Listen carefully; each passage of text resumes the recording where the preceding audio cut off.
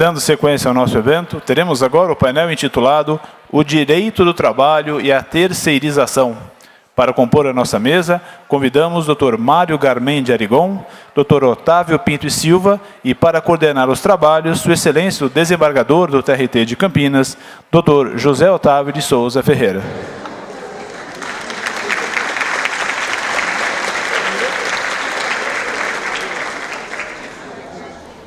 Boa tarde, senhoras e senhores congressistas.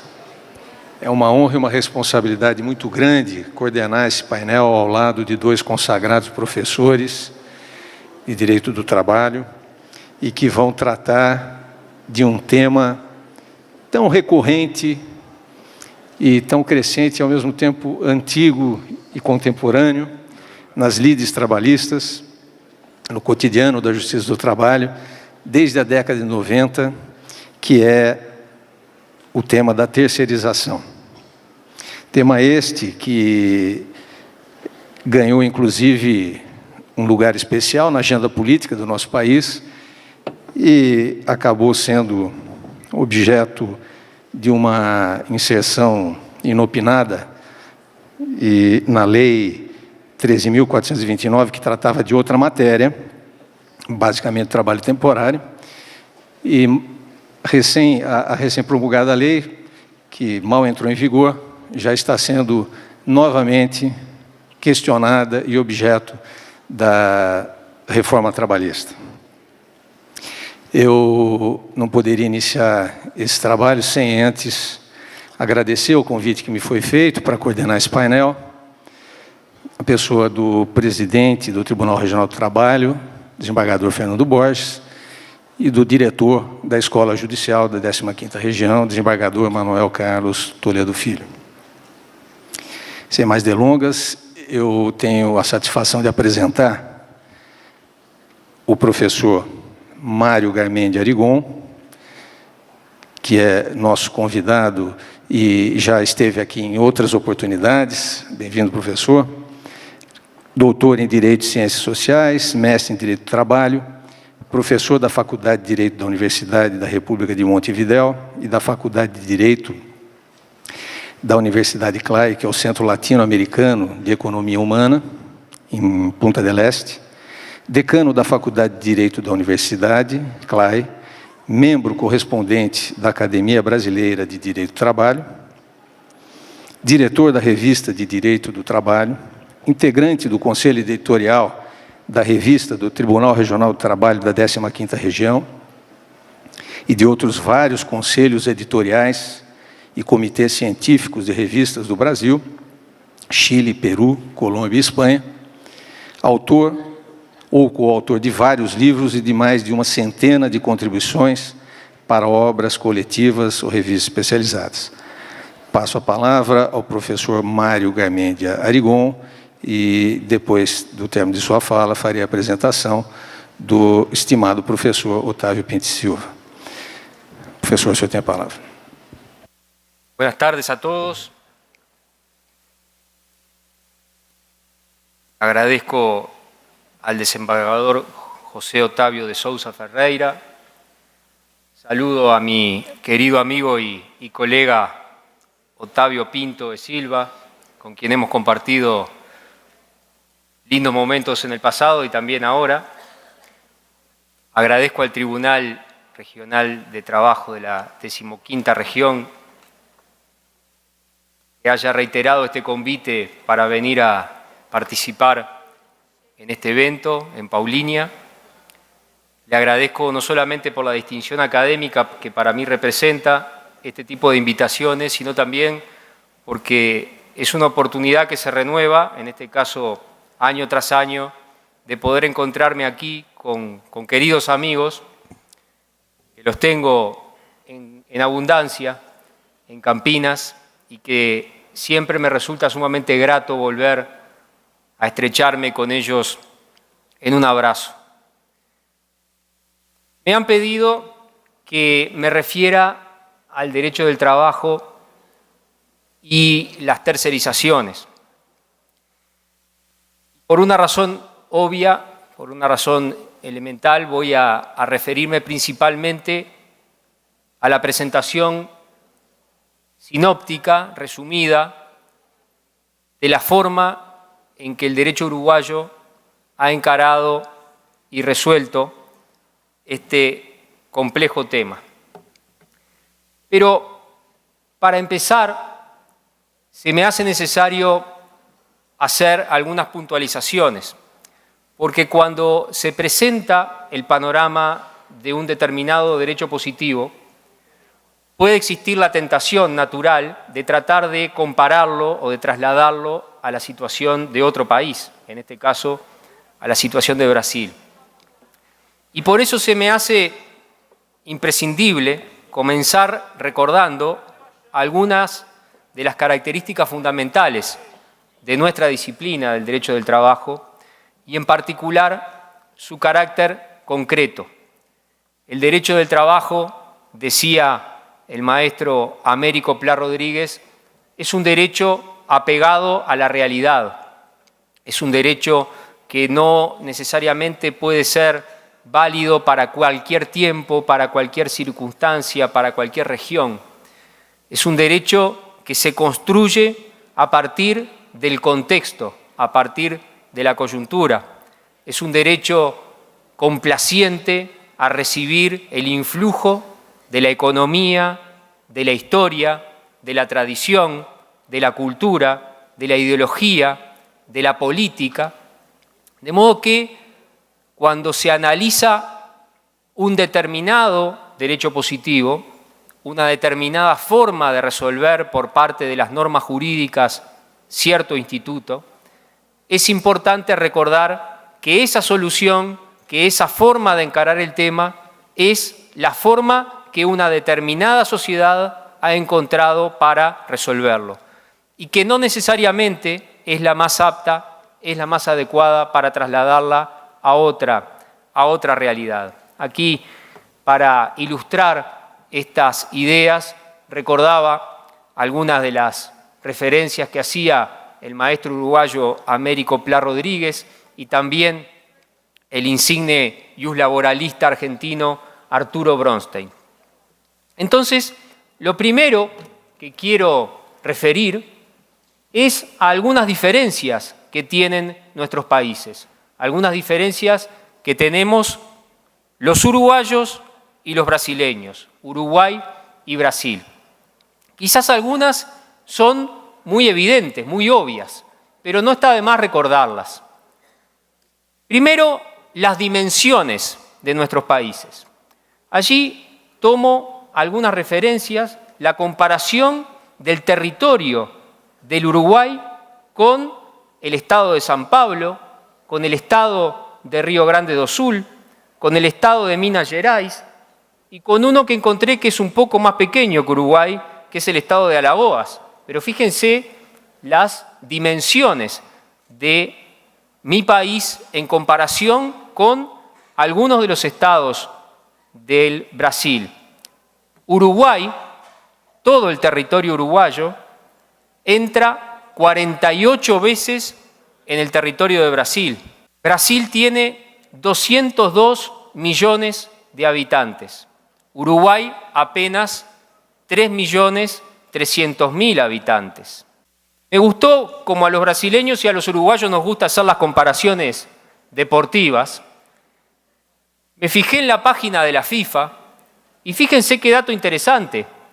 La población total del Uruguay es lo que está allí representado con el color verde y la FIFA ha relevado que en Brasil existe un total de 13.198.000 jugadores de fútbol. O sea, en Brasil hay 5 veces más jugadores de fútbol que el total de la población del Uruguay. Pero además, jugadores no ya relevados, sino registrados, son casi igual, equivalente al total de la población del Uruguay. Por eso nos cuesta tanto enfrentar a Brasil. Y por aquí me voy a quedar porque podría seguir haciendo alusiones deportivas, futbolísticas, pero no quiero complicar mi palestra. La población económicamente activa del Uruguay en comparación con la población económicamente activa de Brasil. Fíjense las diferencias.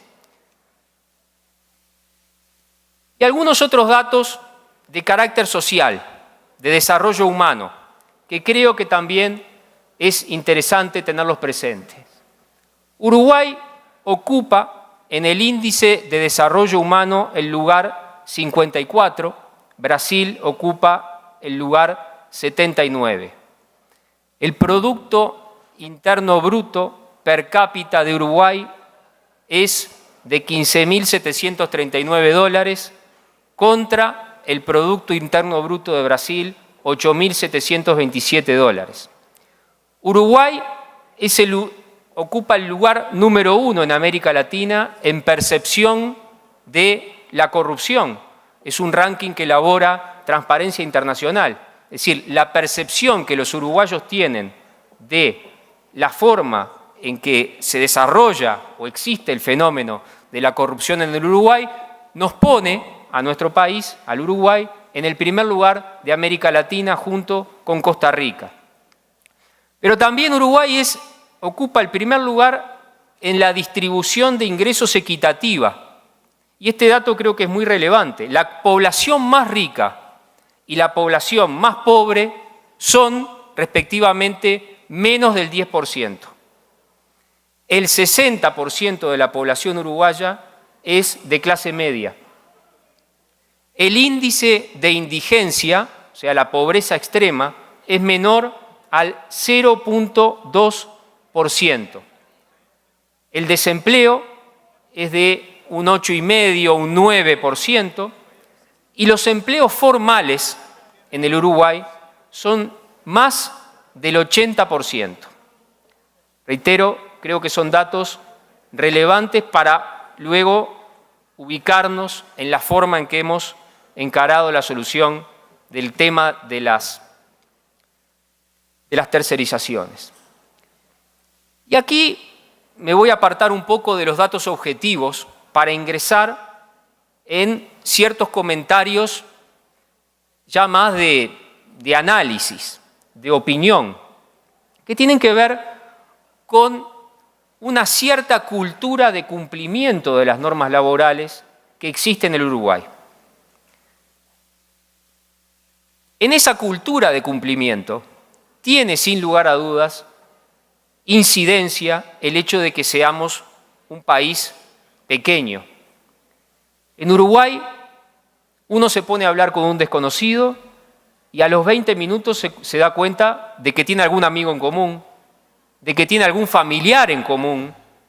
Entonces es un poco complicado portarse mal. Hay que mantener cierta forma de actuación, porque a fin de cuentas podemos terminar pasando vergüenza porque alguien nos ha conocido. Y eso influye en la actitud que tenemos en relación con el cumplimiento de las normas jurídicas. No quiero decir con esto que Uruguay sea un ejemplo de cumplimiento de las normas, para nada. Pero cuando se contrasta lo que sucede en el Uruguay con lo que a veces se aprecia, sucede en otros países, uno se da cuenta de que en Uruguay existe una cierta disposición, predisposición, una cierta cultura a cumplir espontáneamente, pero sobre todo a cumplir una sentencia de condena. En Uruguay, las sentencias judiciales se cumplen por regla espontáneamente, es decir, sin necesidad de que exista un proceso de ejecución de esa sentencia. Y en esto hemos tenido una mejora sustancial desde el año 2005 en adelante, porque nuestro derecho positivo ha ido incorporando una serie de mecanismos para, digamos, mejorar la calidad del cumplimiento de las normas jurídicas. Multas, daños y perjuicios preceptivos que recaen sobre aquel empleador que no acata o que no cumple voluntariamente una norma jurídica que le impone una determinada obligación.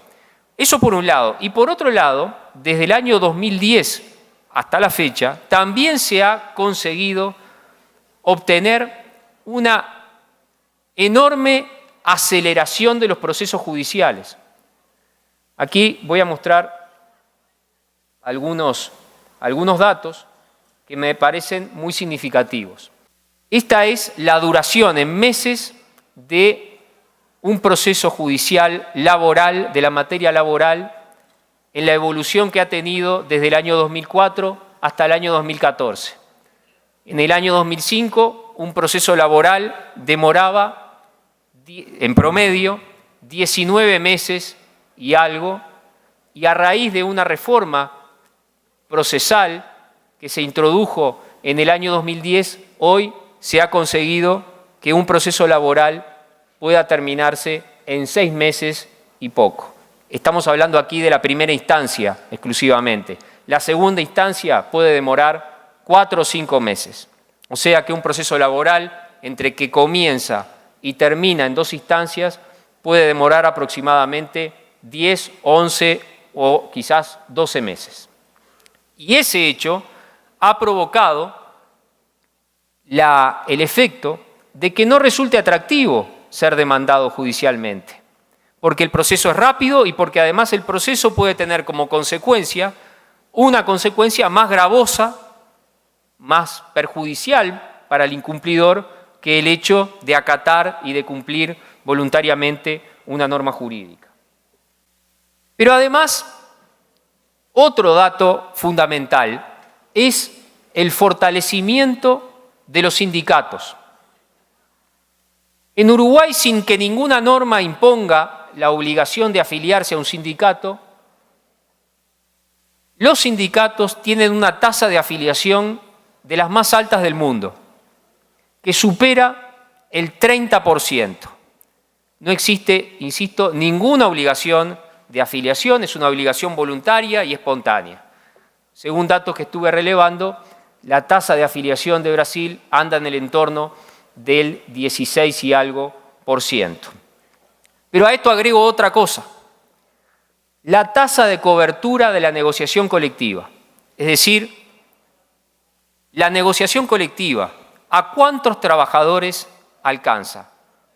¿A cuántos trabajadores beneficia? Según datos obtenidos de la página de la Organización Internacional del Trabajo, en Uruguay prácticamente la totalidad de los trabajadores quedan alcanzados por la negociación colectiva.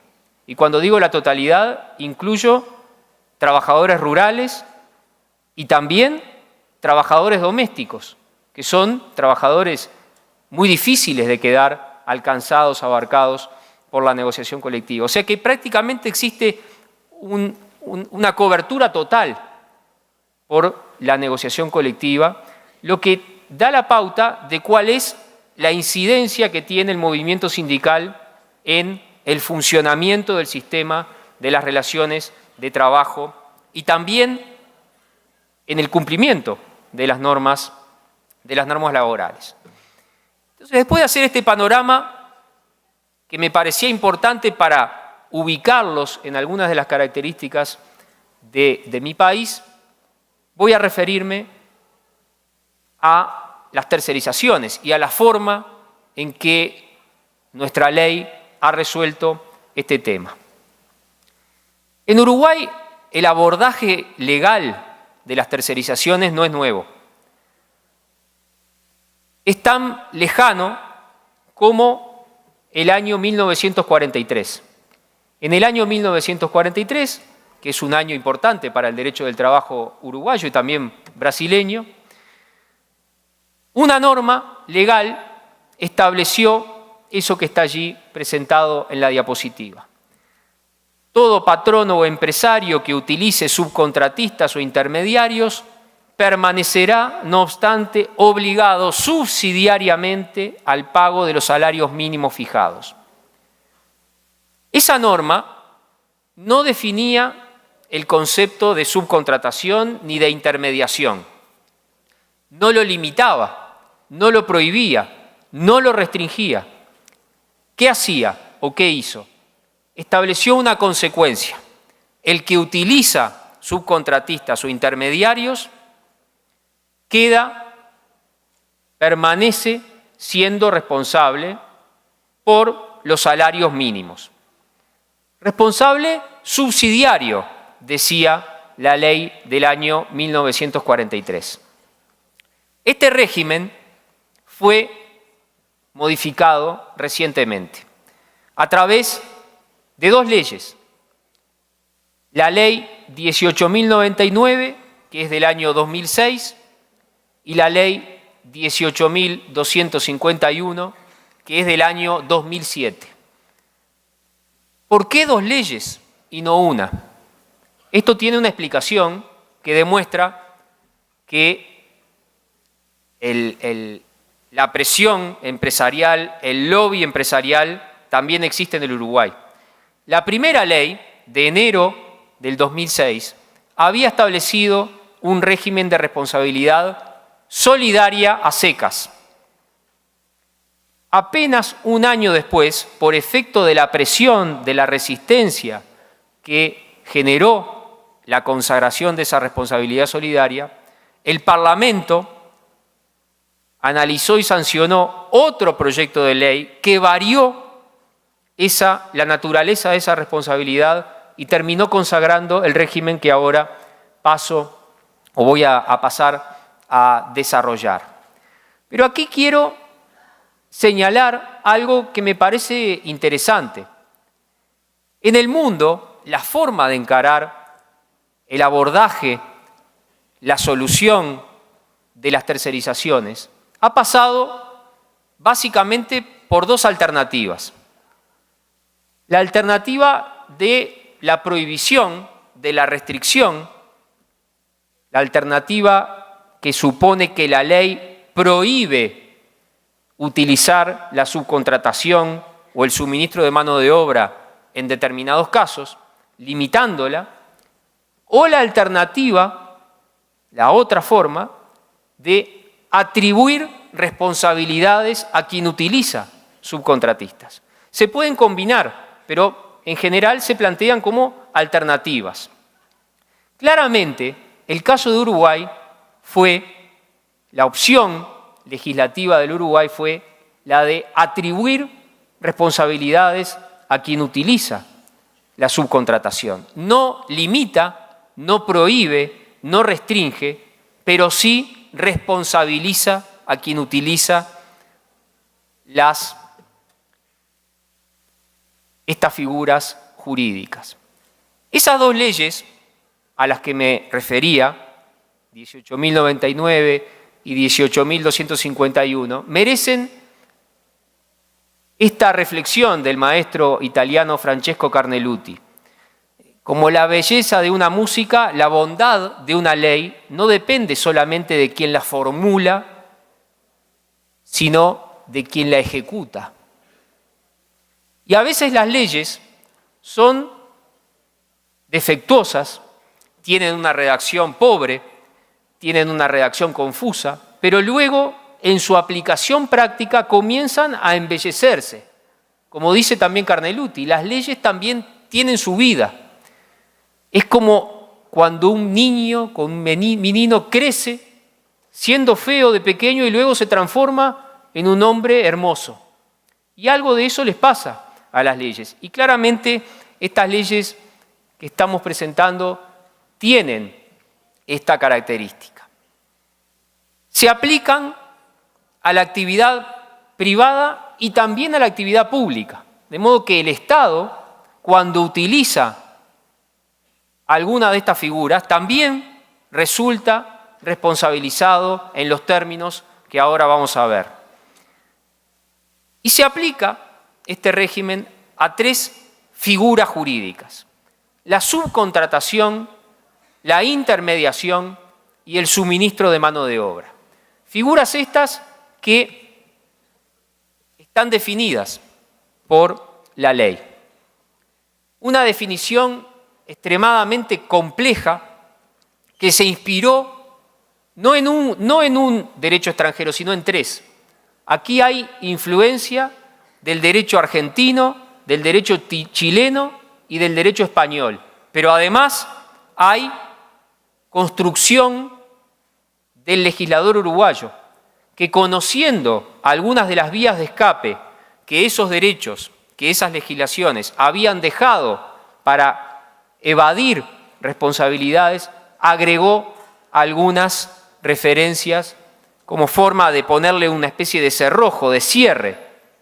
Pero entonces, ¿qué dice? La subcontratación, dice, existe subcontratación cuando un empleador, en razón de un acuerdo contractual, se encarga de ejecutar obras o servicios por su cuenta y riesgo y con trabajadores bajo su dependencia para una tercera persona física o jurídica denominada patrono o empresa principal, cuando dichas obras o servicios, y acá viene la parte que creo que va a llamar más la atención al público de Brasil, cuando dichas obras o servicios se encuentren integrados en la organización de estos o cuando formen parte de la actividad normal o propia del establecimiento, principal o accesoria, mantenimiento, limpieza, seguridad o vigilancia, ya sea que se cumplan dentro o fuera del mismo.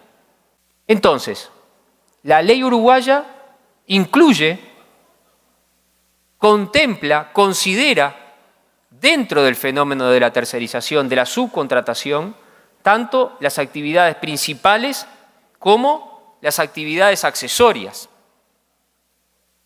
No hace un distingo, a todas las involucra.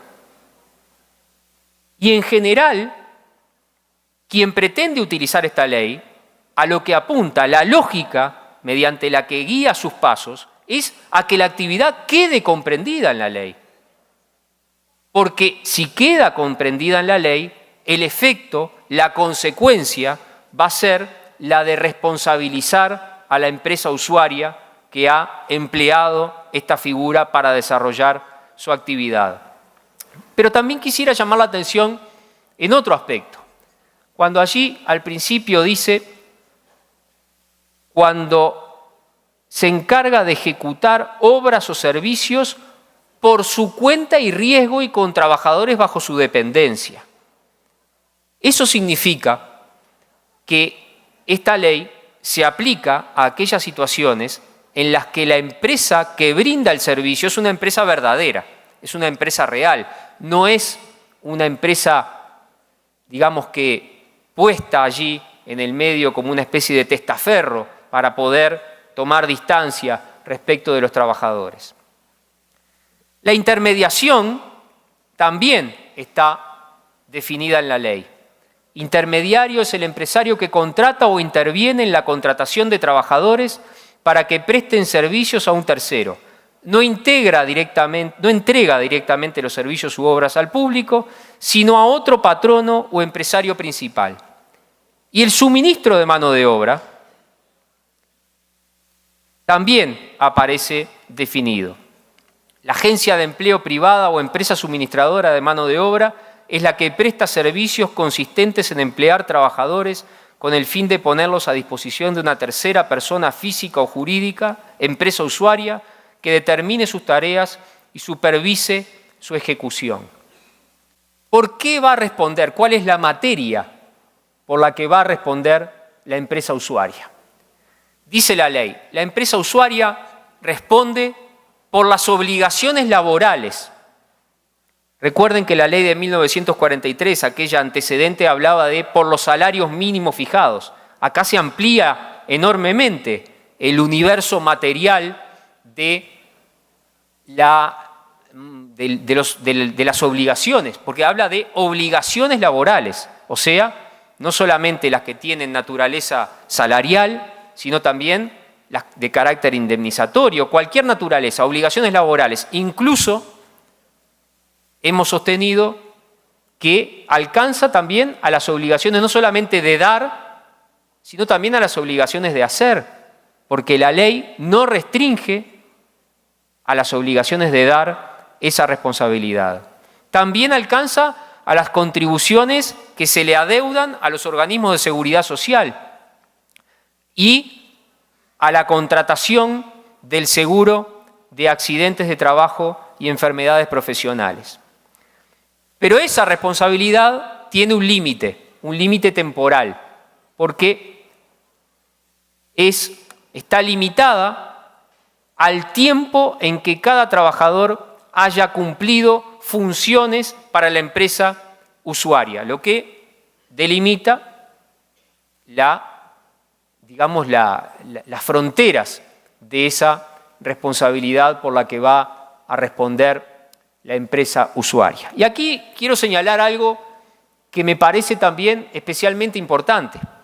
Para el caso del suministro de mano de obra, para la figura concreta del suministro de mano de obra, la ley uruguaya contempla esta norma que está allí referida. Dice, los trabajadores provistos por empresas suministradoras de empleo temporal no podrán recibir beneficios laborales inferiores a los establecidos por laudos de consejos de salarios, convenios colectivos o decretos del Poder Ejecutivo para la categoría que desempeñen y que corresponda al giro de actividad de la empresa donde los mismos prestan sus servicios. O sea, un trabajador suministrado que va a cumplir, como se dice a veces, una misión temporal en una empresa que toma sus servicios, no puede ganar menos que el mínimo que debe ganar el trabajador de la categoría de esa empresa. Y eso creo que es un límite también